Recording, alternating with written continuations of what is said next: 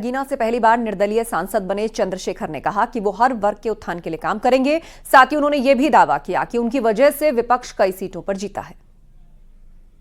मुझे जनता ने वोट देके सांसद बनाया, लेकिन तेवर तो मेरे वही है। अब भी अगर कहीं सड़क पर मेरी जरूरत पड़ेगी तो सबसे आगे चंद्रशेखर यादव दिखाई देगा। ये बात आप जान लें। मैं सुख सुविधा की राजनीति के लिए पैदा ही नहीं हुआ। मेरा जन्म जो हुआ है वो हक वंचित समाज में जन्मे लोगों को न्याय दिलाने के लिए और उनको सुख सुविधा का जीवन जो भारतीय संविधान से मिलना चाहिए था वो दिलाने के लिए हुआ है, और मैं अपने काम को जिम्मेदारी से अदा करूंगा। नगीना से आप नवनिर्वाचित सांसद हैं। नगीना के लिए आपकी प्राथमिकताएं क्या हैं? देखिए, नगीना में सबसे ज्यादा जरूरी ये है कि वहाँ एक भी हायर सेंटर नहीं, मेडिकल कॉलेज और एम्स जैसे हॉस्पिटल नहीं। मैं चाहता हूँ कि वहाँ एम्स जैसे हॉस्पिटल बने। वहाँ के नौजवानों को रोजगार के लिए बहुत दूर दूर जाना पड़ता है, अन्य अन्य प्रदेशों में, पंजाब में, हरियाणा में, दिल्ली में, महाराष्ट्र में। मैं चाहता हूं कि वहां उद्योग धंधे लगें जिससे कि यहाँ के रोजगारों को, वहां के नौजवानों को रोजगार मिले।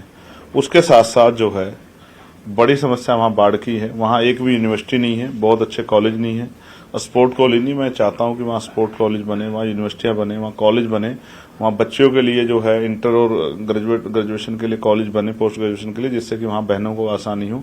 महिलाओं के लिए रोजगार के लिए कुटीर उद्योग वहां लगे। इनके लिए जो भी सरकार, जब जो सरकार बन जाएगी, मैं तमाम मंत्रियों के पास जाऊंगा, तमाम मंत्रियों को पत्र लिखूंगा, अपने क्षेत्र में बेहतर से बेहतर अवसर जो है उस क्षेत्र को मिले। इसके लिए मैं अपनी बात मजबूत से उठाता रहूंगा। आप जब भी सड़क पे निकलते थे, जब भी दिल्ली में धरना प्रदर्शन करते थे, वंचितों समाज के लिए, बहुजन समाज के लिए आवाज उठाते थे। अब आप सांसद बन गए हैं, पूरी जो जितना क्षेत्र है सब आपका है। क्या सामान्य वर्ग के लिए, जो गरीब हैं, या उनके लिए भी आवाज बनेंगे? देखिए, जिसके साथ अन्याय होगा, अगर सामान्य वर्ग के लोग साथ में अन्याय होगा तो मैं उनकी आवाज भी उठाऊंगा। जिन्होंने मुझे वोट दिया है उनके एक एक वो व्यक्ति के प्रति मैं उत्तरदायी हूं, तो जिस किसी पर अन्याय होगा मैं सबके लिए आवाज उठाऊंगा। आपके खिलाफ विपक्षी दलों ने भी कैंडिडेट्स उतारे, बीजेपी ने भी उतारे।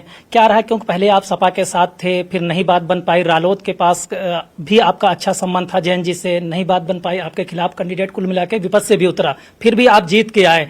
अब आगे चल के क्या रणनीति है कि आप अगली अपनी पार्टी की अलग राजनीति करेंगे या किसी के साथ रहेंगे? देखिए, हम अपनी पार्टी के ईमानदार समर्पित कार्यकर्ता हैं। पार्टी का आदेश हमारे लिए सर्वोपरि है। हमारे फैसले पार्टी के लोग लेते हैं। पार्टी के लोगों का फैसला था कि अलायंस में जाके लड़ना है, अलायंस नहीं हो पाया। पार्टी ने कहा कि अकेले लड़ना है। पार्टी के फैसले का स्वागत किया। जब अकेले चुनाव खत्म हो गया, वोट पड़ गए, तो मैं खाली बैठ गया, तो पार्टी ने कहा कि अब आप एक काम करो, अब आप डुमरियागंज जाकर चुनाव लड़ाओ। 4 दिन पहले फैसला हुआ, नॉमिनेशन किया गया डुमरियागंज में। वहां भी हम जो है तीसरी बड़ी पार्टी बने। इससे ज्यादा वोट जो है उन पार्टी को प्राप्त हुए। ये अगर हम पूरे उत्तर प्रदेश में, हमारा बहुत मजबूत संगठन है, 1 लाख 1.5 लाख वोट जो है हमारा सामान्य पदाधिकारी कार्यकर्ता भी ला सकता है। हम अगर बहुत अच्छा, अगर हम उस तरह प्रयास करते तो रिजल्ट हमारे पक्ष में होते और बहुत हो सकता है 8, 9, 10% वोट हम लोग लेने में कामयाब हो जाते। लेकिन भारतीय संविधान, देश के प्रति जो लहर चल रही थी, हमने उसको समझते हुए संविधान के प्रति और अपने समाज के प्रति अपनी जिम्मेदारी को अदा किया। विपक्ष की खूब मदद की, जिससे विपक्ष के बहुत सारे लोग जो हैं सांसद बने।